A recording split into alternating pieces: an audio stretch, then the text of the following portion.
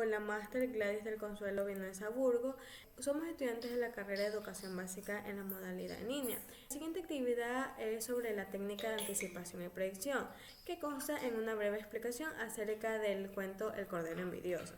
Esta breve explicación pertenece a la materia de redacción y comprensión de texto.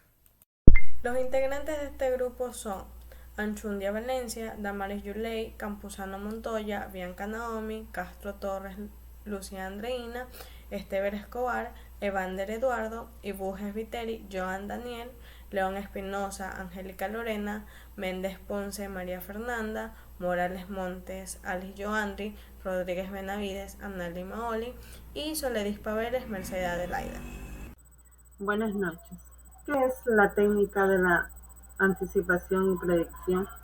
La técnica de anticipación y predicción es una estrategia de comprensión lectora que consiste en adelantarse al contenido de un texto antes o durante la lectura, formulando hipótesis sobre lo que sucederá, qué ideas aparecerán o cómo se desarrollará la información.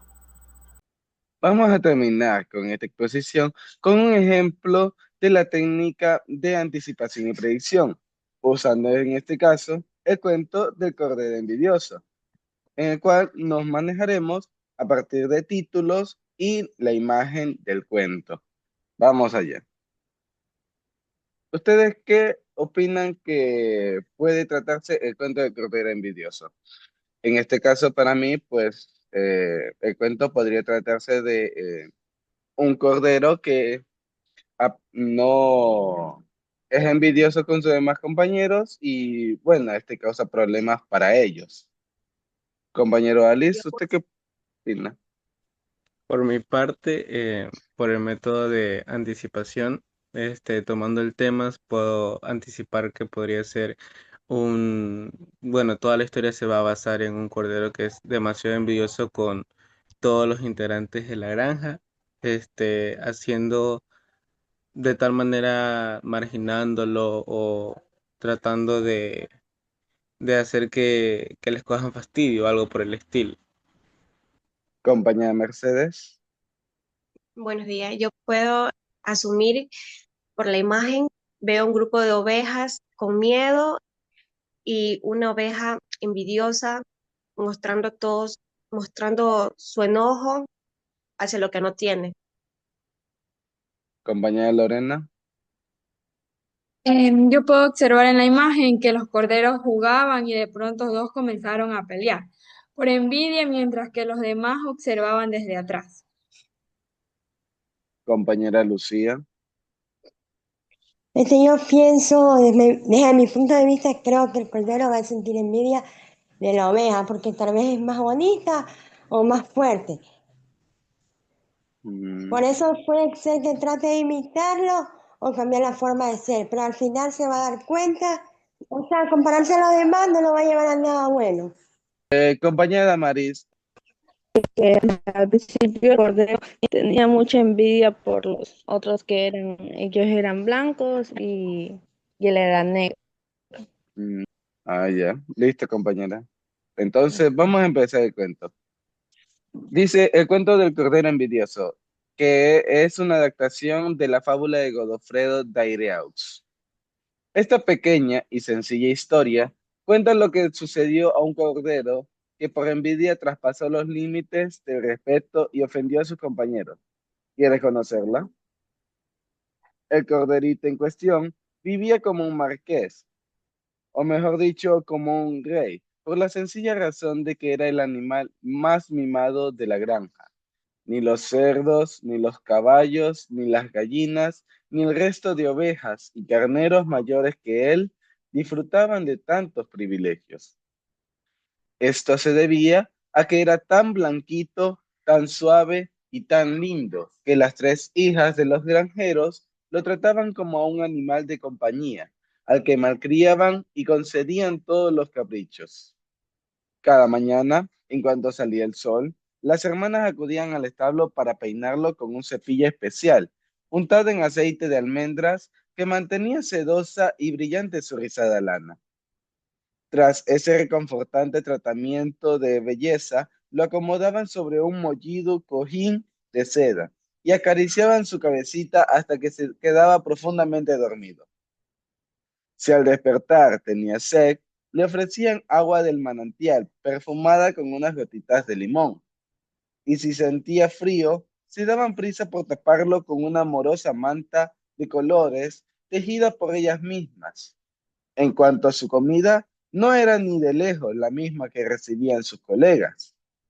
Cebados a base de pienso corriente y moliente. El afortunado cordero tenía su propio plato de porcelana y se alimentaba de las sobras de la familia, por lo que su dieta diaria consistía en exquisitos guisos de carne y postres a base de cremas de chocolate, que endulzaban aún más su empalagosa vida. Curiosamente, a pesar de tener más derechos que ninguno, este cordero favorecido y sobrealimentado era un animal extremadamente egoísta. En cuanto veía que los granjeros rellenaban de pienso el comedero común, echaba a correr pisoteando a los demás para llegar de primero y engullir la máxima cantidad posible. Obviamente, el resto del rebaño se quedaba estupefacto, que no había ser más canalla que él en todo el planeta. Un día, la oveja jefa, la que más mandaba, le dijo en tono muy enfadado: pero qué cara más dura tienes. No entiendo cómo eres capaz de quitarle la comida a tus amigos. Tú, que vives entre algodones y lo tienes todo. Eres un sinvergüenza. Bueno, te estás pasando un poco. Eso que dices no es justo. Que no es justo. Llevas una vida de lujos y te atiborras a diarios de manjares exquisitos, dignos de un emperador. ¿Es que no tienes suficiente con todo lo que te dan? Haz el favor de dejar el pienso para nosotros. El cordero puso cara de circunstancia y con la insolencia de quien lo tiene todo, respondió demostrando muy poca sensibilidad. La verdad es que como hasta reventar, y este pienso está malísimo comparado con las delicias que me dan. Pero lo siento, no soporto que los demás disfruten de algo que yo no poseo. La oveja se quedó de piedra pomés. ¿Me estás diciendo que te comes nuestra humilde comida por envidia? El cordero se encogió de hombros y puso cara de indiferencia. Si quieres llamarla envidia, me parece bien. Ahora sí, la oveja entró en cólera. Muy bien, pues tú te lo has buscado. Sin decir nada más, pegó un silbido que resonó en toda la granja. Segundos después, 33 ovejas y 9 carneros acudieron a su llamada. Entre todos, rodearon al desconsiderado cordero. Escuchadme atentamente. Como ya sabéis, este cordero repeinado e inflado a pasteles se come todos los días parte de nuestro pienso. Pero lo peor de todo es que no lo hace por hambre. No, lo hace por envidia. ¿No es abominable? El malestar empezó a palparse entre la audiencia y la oveja continuó con su alegato. En un rebaño no se permiten ni la codicia ni el abuso de poder. Así que, en mi opinión, ya no hay sitio para él en esta granja. Que levante la pata quien esté de acuerdo con que se largue de aquí para siempre. No hizo falta hacer recuento. Todos, sin excepción, alzaron sus pezuñas. Ante un resultado tan aplastante, la jefa del clan determinó su expulsión. Amigo, esto te lo has ganado tú solito por tu mal comportamiento. Coges tus pertenencias y vete. Eran todos contra uno, así que el cordero no se atrevió a rechistar.